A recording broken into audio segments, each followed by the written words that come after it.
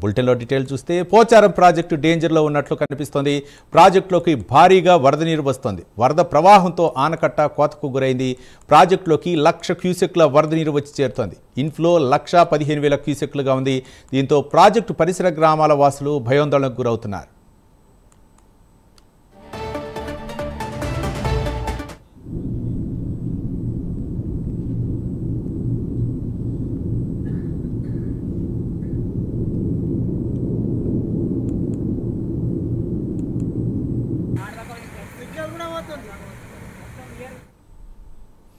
Pocharam project డేంజర్లో ఉన్నట్లు తెలుస్తోంది. ప్రాజెక్టులోకి భారీగా వరద నీరు వస్తోంది. వరద ప్రవాహంతో ఆనకట్ట కోతకు గురైంది.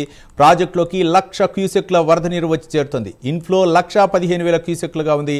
దీంతో ప్రాజెక్టు పరిసర గ్రామాల ప్రజలు భయాందోళనకు గురవుతున్నారు. దీనిపై మరిన్ని వివరాలు మా కరెస్పాండెంట్ రాజేష్ మరిన్ని వివరాలు అందించడానికి సిద్ధంగా ఉన్నారు. రాజేష్, రవి, అంటే ఉదయం నుంచి కూడా భారీ వర్షాలు కామారెడ్డి జిల్లాలో కురుస్తా ఉన్నాయి. భారీ వర్షాల నేపథ్యంలో ప్రాజెక్టు కూడా చెరువులు నిండుకుండలు తలపిస్తున్న పరిస్థితి.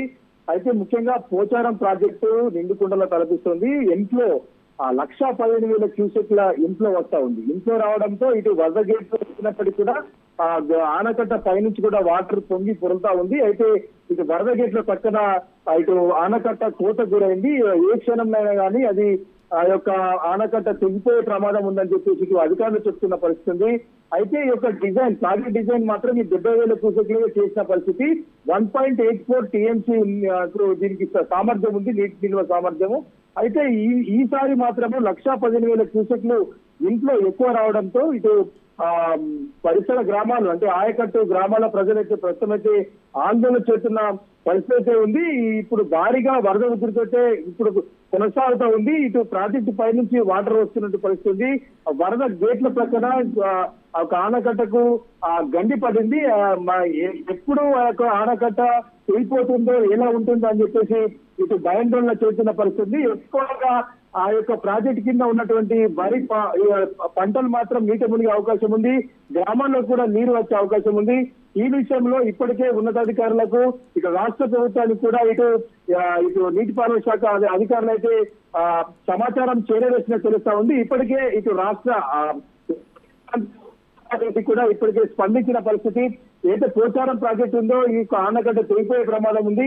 అక్కడ లోతట్టు ప్రాంతాల ప్రజలను అప్రమత్తం చేయాలి, సేఫ్ జోన్ లకు తీసుకెళ్లాలని చెప్పి ఇప్పటికే సిఎస్ ను ఆదేశించిన పరిస్థితి. సిఎస్ కూడా జిల్లా కలెక్టర్ కూడా ఆదేశాలు జారీ చేసినట్టు తెలుస్తా ఉంది. Ravi, right, thank you Rajesh.